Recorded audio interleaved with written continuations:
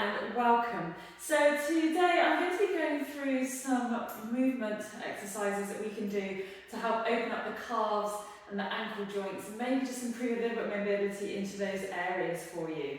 Now ideally you want to do this when you're nice and warm, so if you've been out for a walk or just simply stepping on the spot like this for me, just finding a little bit of warmth into those areas first before you start doing these stretches. So don't do this when you're cold, that's the first thing before we even get started. So the first thing I want to work through is going into our joint mobility. So we're going to move through the ankles very, very simply by just moving through the ankle joint like this, doing little circles. Now if your balance is a little bit all over the place, you can put your hands on the wall or onto a chair, wherever you are. I've kind of tried to set this up as best as I can with your place in mind. So if you have a table to hand or a heavy chair, something like that, that's going to be really useful later on in this movement. And just switching direction with the ankle, just finding that nice and a little bit of mobility there through the ankle joint. Switching sides, let's go to the other side, finding again this movement. Now, obviously, if you can start working into balance, this is also really important. If we can balance into one leg, we're actually working on the stabilisation of the muscles around the ankles, obviously the knees and the hip joint. So it's really important we do start to focus on that. As I said today, just for the purpose of the video, if you do need to use wall, then please do. But ultimately, start to look at how you can start stabilising through the legs, okay? So we're really engaging all the key joint functions in the leg. Okay, so releasing. You're going to then take your toes down to the ground and you're just going to move through the toes. So you're kind of rolling through the ball of the toe to the outside toe and then back in. So it's the ball rather than the actual toe itself, if that makes sense. So you're coming into like the ball joint underneath of the foot, and then you're going to roll through to the outside part of the toe. And then we're going to release back in the other way. Now you may notice some pulling sensations possibly into the top part of the ankle joint. Just be really gentle, whatever feels right for you today. If you've been suffering with injuries in this ankle joints, because as we know, ankle joints do tend to be a bit problematic, hence why you're probably looking at this video today. So just really take care and work with what feels right. Try and think about your breath as you breathe in. You're going to try and open up into that space, and that will actually help to release some endorphins and send some releasing and sort of pain releasing mechanisms into that area. So we're just feeling a little bit looser. Switch sides, come to the other side. So nice deep breaths in and out as we roll through the balls of the feet. Good. Good. Keep moving through it. And switching sides. So we're going to be moving on into actually seeing how good the functioning is at the moment in our ankle joints. So we're going to come over to a wall. Okay, so we're going to take the foot to the wall, and then you're going to step back the other leg back, okay? And we're just literally going to draw the knee to the wall. So we're going to find how far that ankle mobility is. Ideally, everybody should be able to get to this position at this starting point. Taking the hands to the wall, you're going to slip the foot back a little bit, keep the heel down, pushing the knee into the wall again. So each time you're just edging that foot back a little bit more each time, you're going to get to a point where your heel's going to want to lift a little bit. And I mean literally, possibly millimetres. The moment you can feel that sort of millimetre lift, that's your max point of your mobility through your ankle as far as actually the movement goes, okay? And then once you've found that, just release and then switch side. So just compare the distance between one leg and the other. So we're going to do the same again. So we're just pushing forwards and release, stepping it back and bring it forwards. So particularly if you're liking to running or you do a lot of athletic sports, this is a really good way of testing your mobility in these areas, working into the mobility area, particularly because of the spring movement of pushing forward. If we're very tight in this area, it's going to get hard to get that push and that forward movement. Giving it back a little bit more, sink it forward. So as you can see, I'm probably not going to quite reach my knee there, so I'm just going to move the foot forward a little bit more. And let's just see where I'm at there. and I'd say that's probably my maximum point. So it's a good way to, as you improve your mobility, to come back to that test just to see where you're going to. You could be a little bit more specific by actually measuring out the point. I mean, today I'm just giving you an example, but you can measure that point and compare that again in a month's time when you keep working these mobility drills, okay? Okay, so then we're going to move on into opening up into our Achilles, and then we're going to open up into the calf, okay? So the next exercise we're going to do is actually a banded exercise. Now, my version that I'm going to show you may be slightly controlled because I think the bench will probably come towards me, but you actually need something very heavy, so like a bed or a heavy dining table or a sofa that you can wrap the band underneath. So if you've got a band, and you need quite thick bands, ideally, you don't want anything that's like a standard kind of resistance band. You want something more like a calisthenics band, or even just a strap. So if you've got like a yoga strap or a dressing gown strap, you can use that as well. So you come down to the mat, and what we're going to do is you're going to take that band, so it's wrapped around the bottom of the sofa, wherever you are, and you're going to take the foot inside that band.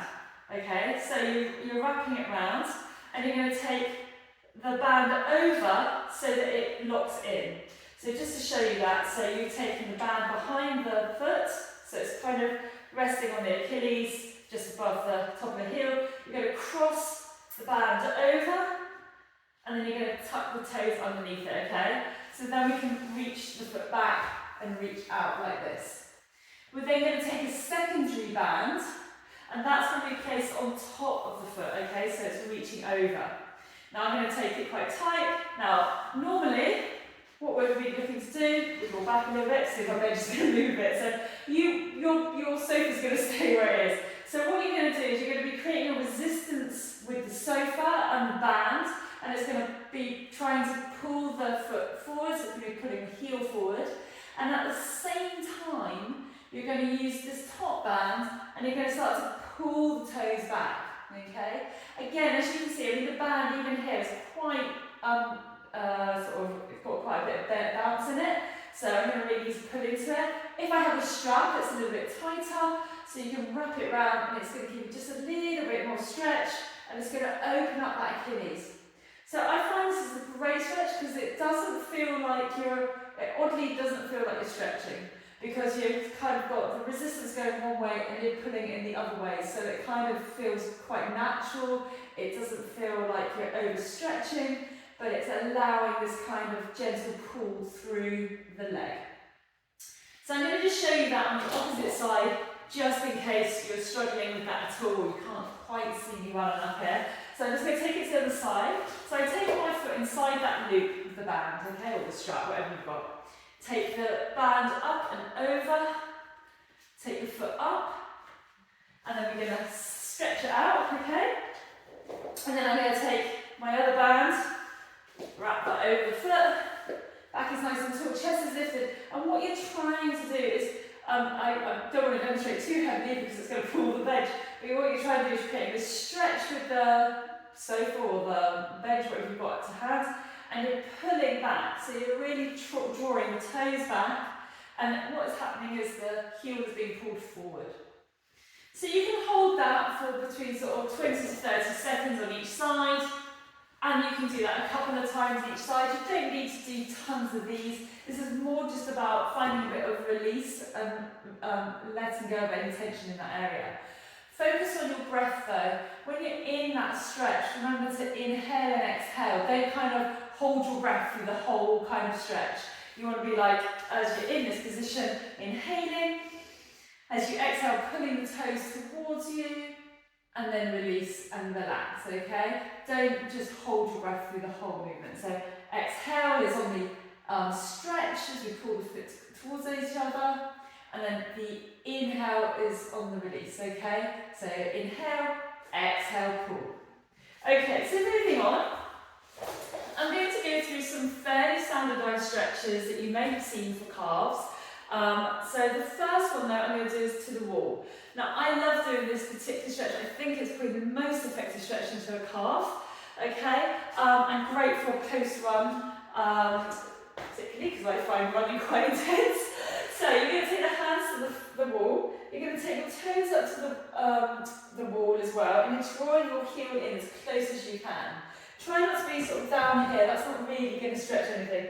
Get your foot nice and high up the wall, take the toes in behind you, and then hands is on the wall, and you're pressing up. Okay, so you're extending this leg.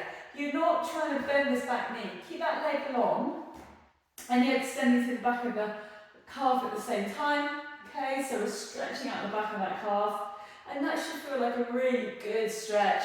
Really gets deep in there. If you get cramp ever, this is a nice one to like just release it. You can also gently move side to side. So move over to one side, just feel how that moves across the calf muscle, and then bring it across into the other. So it's just finding that movement side to side. And it just moves into the Achilles. So bring it back, switch sides, same with the other side. So again, you might find one side is far better than the other. So we're going to press up into the backs of the toes. Nice big stretch. Move side to side. Good. And just find those little, sort of not pain points, but those little points where you think, oh yeah, that's just kind of releasing it now. Now the only little tip I will say, if you do tend to be a little bit hypermobile, just watch your knees a little bit. If you have to soften the knees slightly, just so you're not putting too much pressure into the back of the leg, by all means do. But generally speaking, even myself being hypermobile in my knees, I'm fairly aware of how far I can go without overextending into the back of my leg. Okay, so moving on to the mat, we're going to go into a second stretch. So you're going to take the foot ahead of you, foot behind you. This is quite a standard stretch you may have seen before. Keep the heel down at the back. Take your hands to the right knee on the thigh and just pushing forwards, okay? So it's a nice, easy stretch into the back of the calf. And for all these stretches, we're looking at about 30 seconds, maybe up to a minute, depending how tight you're feeling. Don't bounce into the stretch. We're not looking for dynamic stretching. We're looking just to open up the muscle and be really kind to ourselves, okay? Just take it easy. When our calves get super tight, it's no point just trying to like start bouncing about into these muscles. Just take it really, really gently. And just switching legs when you feel ready. And really just finding that balance. If you find your balance is a little bit sketchy, let's say, take your hands to the wall, you can put your hands on the wall, and that just gives you a bit more support, okay? Okay, switching that up, we're going to take that left leg forward again, and it's more like, so in yoga we call it pyramid pose. This is actually a proper calf stretch, and you're going to basically take your foot almost directly underneath you and the other foot is slightly ahead, and then we're bending both knees. So you're going to bend both knees forward, so you're going to push into the knees, push into the front knee and into the back knee, but you're going to feel it mostly, you're going to be working into the back of this leg here, okay? So pressing down, holding it here, good. You might even get a bit of a stretch in the bottom if your glutes are particularly tight, and then switch sides.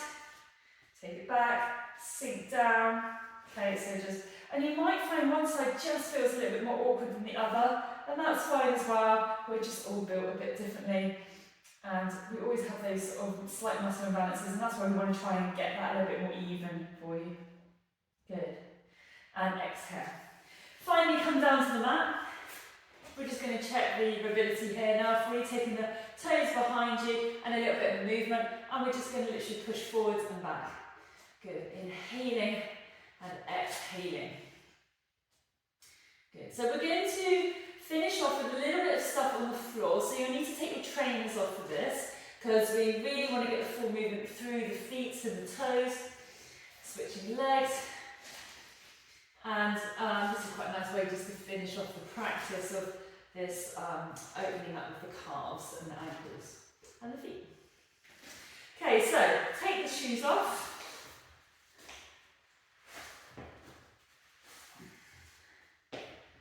Okay, so coming back to the mat, we're going to kneel down on the mat. Now what we often do is we focus on the ankles, we focus on the calves, we kind of let the feet do what they've got to do, and like we let our hands do what they've got to do, we kind of just assume that they're going to do everything for us.